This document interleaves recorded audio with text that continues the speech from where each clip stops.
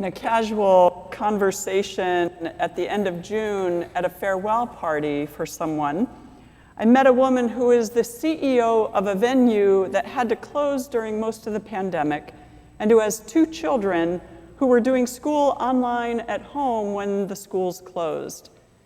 I said something like, "Sounds like it's been a rough year for you." She looked at me and said, "You have no idea. At some point, this is all going to catch up with me, and I am going to break down. Not yet, though. I've been so busy making sure my work team is okay and that my kids are okay that I haven't even begun to figure out if I'm okay. I think we're going to see a massive delayed reaction in parents when and if our kids finally get to go back to school and do some of the activities they enjoy. Parents all over are going to need a little time to collapse, or maybe a lot." Her words in June were spoken before the Delta variant was being talked about much, and all of our assumptions were that things were opening back up and we would continue resuming a life that was not locked down. I left that gathering thinking about our LPPC parents and youth, and about how many others of us would also have delayed responses to what has been happening.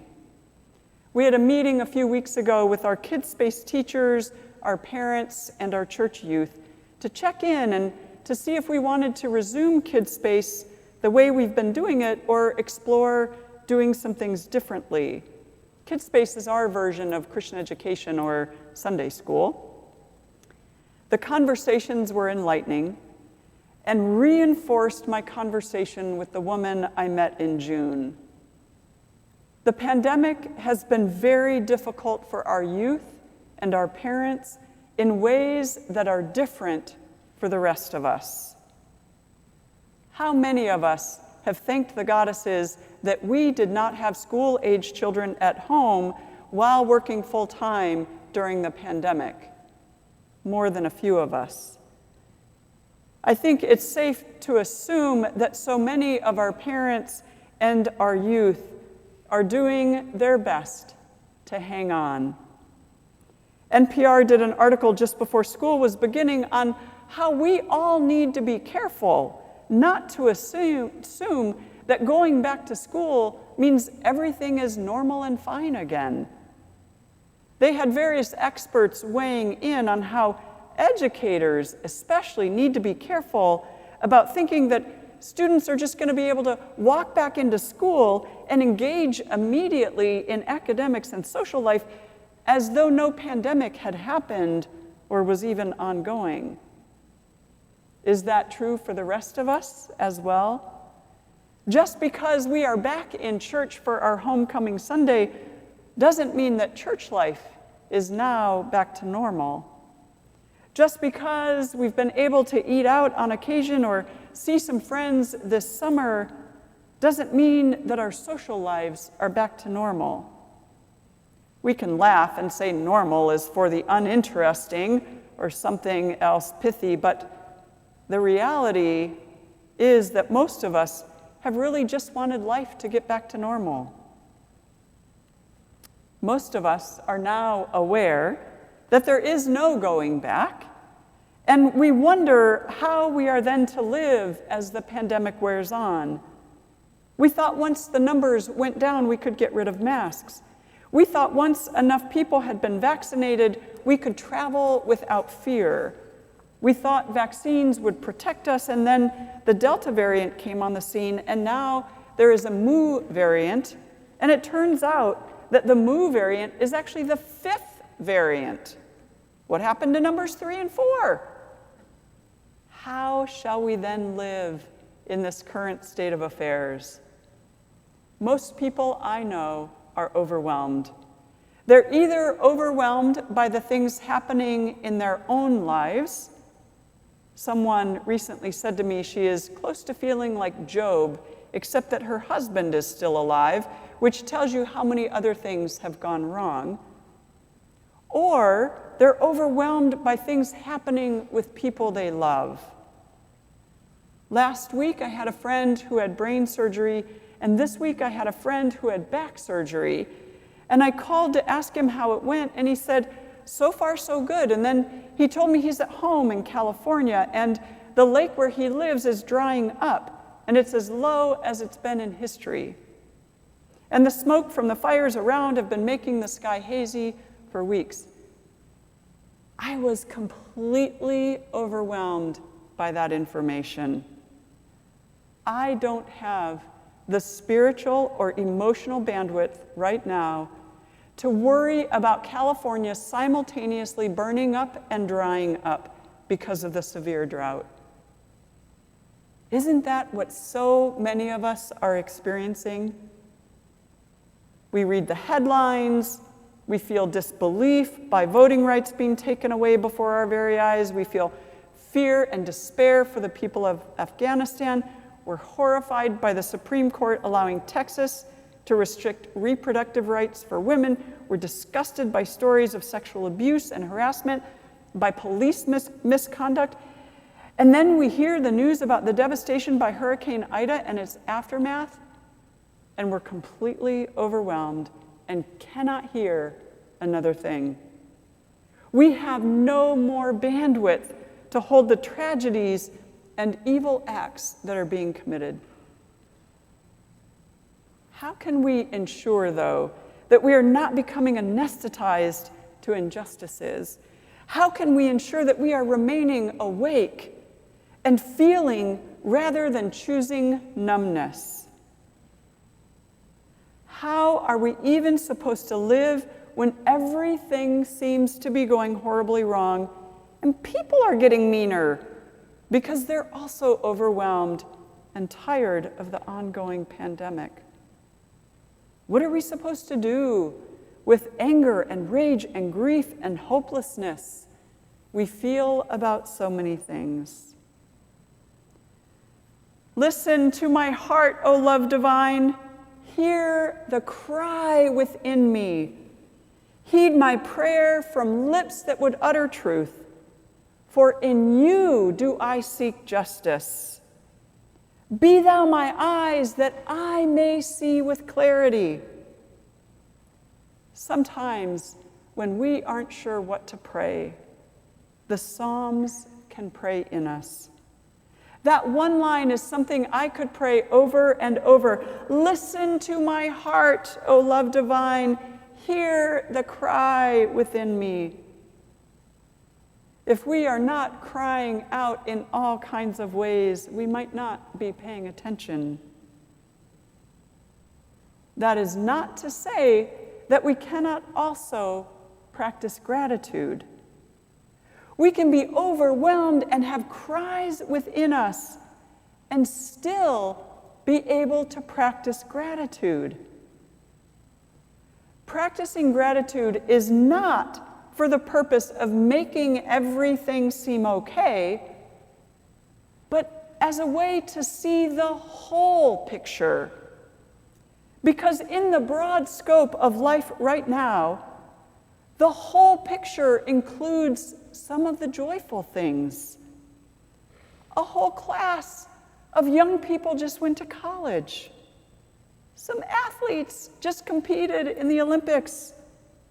28 people from this church got to enjoy a White Sox game together. Babies are being born. Some of you have become grandparents. Guests are graduating from Lincoln Park Community Services. Jeanette, my partner, and I have become granddog parents and grandkitty parents in the past few months. We're still celebrating birthdays because we're alive. There are people who care enough about this church to support it financially, to volunteer to do things that aren't even super fun sometimes, to show up on Sundays, either in person or online, to be willing to have hard conversations when necessary. None of these things mean everything is okay. None of these mean we are okay or not overwhelmed. Naming the things that, in the words of poet Andrea Gibson, don't suck right now is a way of practicing gratitude. And practicing gratitude reminds us there is a bigger picture than what we can see, hear, think of, or feel at any particular moment. We might not be okay, and we are so grateful to be together today. We weren't together on this Sunday last year. Those two things can coexist. If you try my heart, if you visit me by night, if you test me, you will discover I desire only to draw closer to you. I look at the oppression and injustice in your land. Be thou my feet, that I may walk along your paths, that I may be a benevolent presence on life's highway. Have you ever noticed a pattern of when you want to be or feel close to someone and when you don't? I don't want to be close to people when they have hurt me. I don't want to be close to people who lie to me. I don't want to be close to people who are chaotic and undependable. I don't want to be close to people who are violent. I definitely don't want to be close to people with whom I am angry.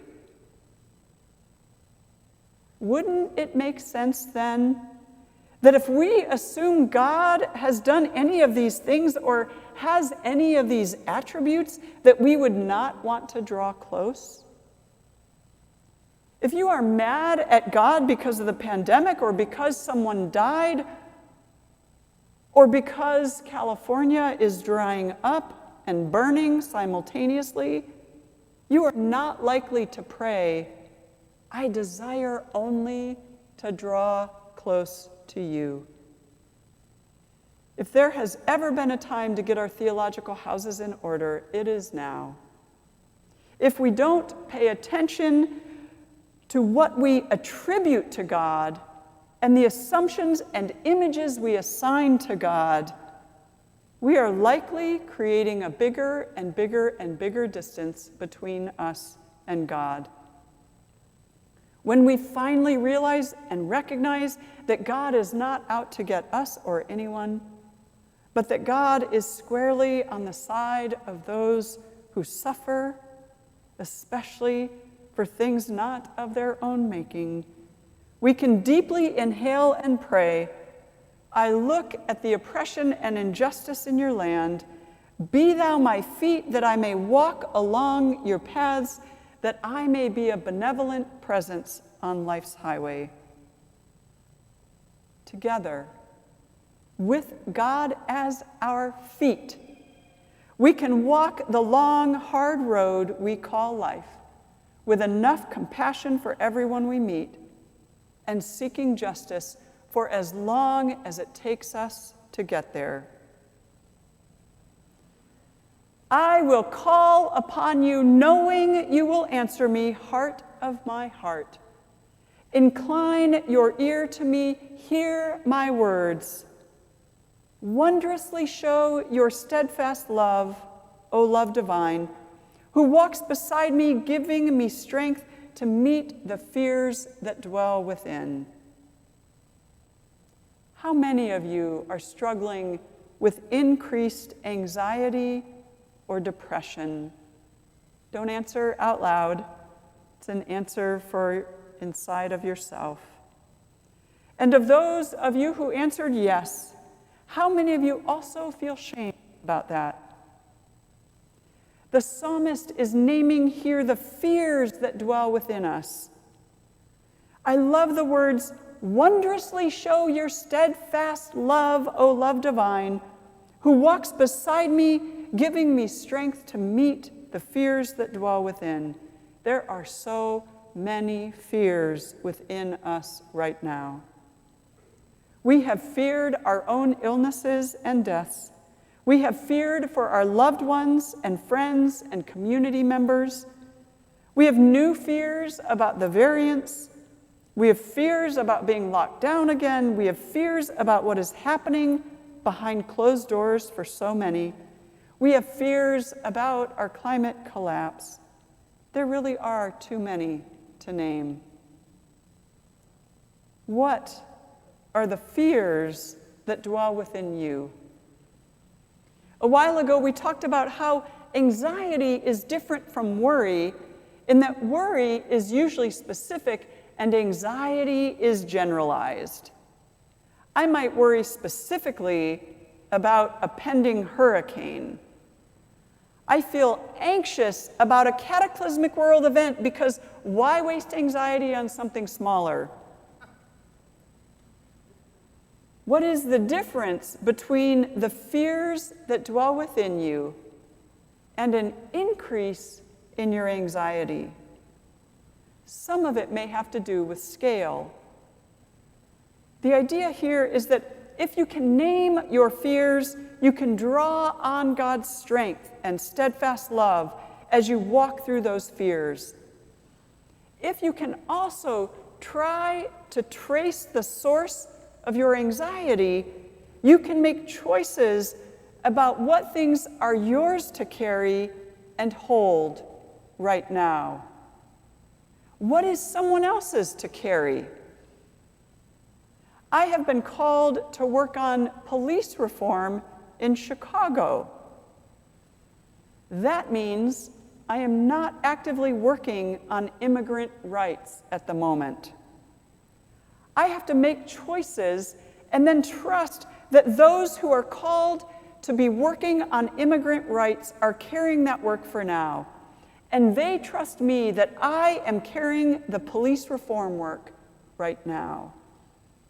That's how community sustains itself. What is the work you are called to here at LPPC this year? How can I help you make choices so that you are not carrying a load that is too heavy? If you are not carrying enough of our community work, how can I help you make choices so you can pick something up? Love is always a great antidote to fear, and my hope is that we can love ourselves and love each other and love God and be about the work of figuring out how to love those we don't want to. Open my heart that compassion may be my companion. Where I meet pride, humble me. Where I meet anger, calm my fears. Where I meet injustice, cause me to act in love's way. May I be as gentle as the doe, as fearless as the lion, as faithful as the dog. While we may aspire to open hearts, I dare say it has become more difficult during this pandemic to have an open heart. Instead, we've been quick to judge and distrust and demonize. Some of us left compassion back in 2020 and have been going this road without her. Are we willing to go back and get her wherever and whenever we left her standing there? How could the psalmist have known that pride and anger, fear, two sides of the same coin, and injustice were going to be realities during this time? To be humbled is to have an accurate sense of ourselves. To have our fears calmed means naming them and be willing to let them trail behind us instead of walking in front of us and charting our path. To act in love's way often means not saying what first comes to our minds, or maybe that's just me. To act in love's way sometimes doesn't make the most sense, but is the way we are called when compassion is our companion. When we opened our level of the church to people experiencing homelessness, it did not make sense to those whose sole mission was self-protection. Being as gentle as a doe also means responding when you see or hear or feel danger. Being as fearless as a lion means confronting any who would harm those we love. Being as faithful as the dog means showing up again and again with the same people. Living in community is not easy at any time, and not any easier during a pandemic. But we are each other's people, and we need each other, and with compassion and open hearts, we will continue to walk with each other. Arise, O divine love, confront all that is within me that is not whole. Deliver me from deadly fears and doubts. Shine your light into my darkness. May my heart receive the bounty of your love. May my children and their children walk with you in gratitude and joy. For I shall behold your face in truth. When I am fully awake, I shall dwell in the house of love and peace and joy. Even as we face our own wounds, our own imperfections, our own failings, there is the promise of love and peace and joy. Even in the midst of the overwhelm and anxiety that so many have been experiencing, there is the promise of joy. What has brought you joy in the past year? What has given you peace? Where have you experienced love? Some of my joy has come from watching how you have cared for each other as a community. Just this summer, you came together to give Carson, our summer intern, a laptop computer so she could complete her senior year of college. Last year, you created an artists fund, and you helped 2 of our artists live through a huge reduction in income. How many of you have gone walking with Hosmek, who is soon to be 97, so that she wouldn't be too lonely, stuck at home? I've been part of the Wednesday morning congregational check-in with a group of 8 people who have deeply bonded because of the weekly time together. Any of you are welcome to experience that time on Wednesday mornings. I have been part of email groups that are sending each other beautiful photos and checking in about health concerns. I cannot tell you the joy this brings me. If your life is lacking in joy or peace or love, please reach out to me. This community has more than enough of all 3 to share. Let's end with Adrienne Marie Brown's words. There. It is long, but I have shifted myself from despairing overwhelm back to visionary center. It is a gift that I can only fulfill my own small destiny, follow the instructions that are clearest to me, move with my own consecrated choreography. When I feel completely lost, I can focus each day on being kind, being generous, and being honest. I light candles for all I cannot carry, and then move into the present moment with only my love. As everything crumbles above and around us, it is still true that the most strategic move is the ever-changing dance of love. Amen.